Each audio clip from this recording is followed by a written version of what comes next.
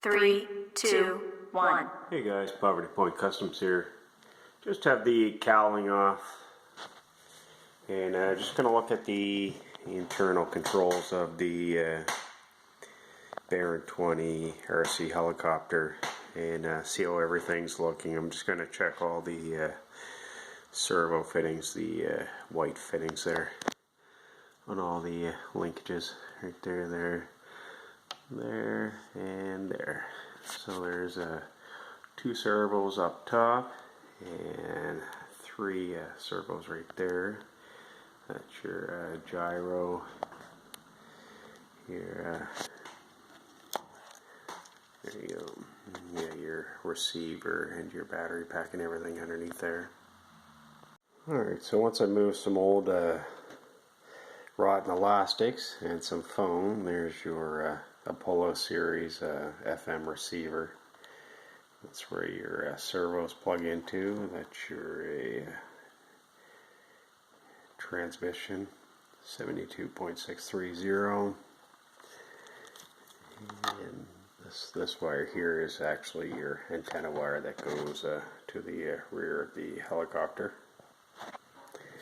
And right there is the battery pack of the helicopter, and just because of the age of the helicopter, I'm going to be looking at swapping that out, the elastics, again checking all the fittings and making sure everything's still plugged in, and especially to make sure it's working after all of these years. There's the battery pack, and again this was sitting in there on top of the foam, and then the little bit of foam receiver was on top of that. And there's your gyro. It's a craft gyro. So again, this is what I'm going to have to look at getting a new battery pack. It's holding a charge, but because of the age, I don't trust it. And it's just a matter of unplugging it, getting a new one, and plugging in the new one.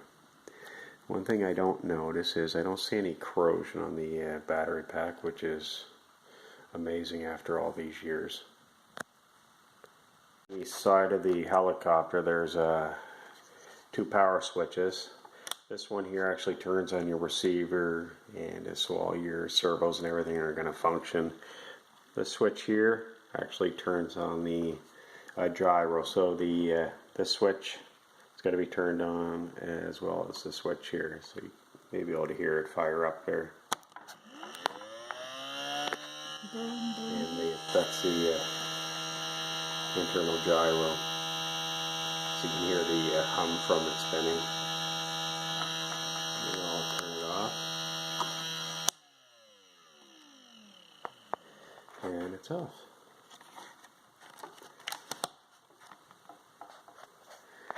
So that's the internals, and again, right there,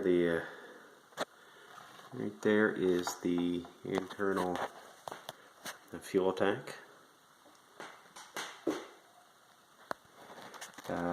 So the next thing I'm going to do is I'm going to remove the glow plug on the motor, and because it's not, should be able to spin right there. This is your starting belt, and it's not spinning, so, and I don't believe the motor would be seized up. I mean, it's only been used a couple times.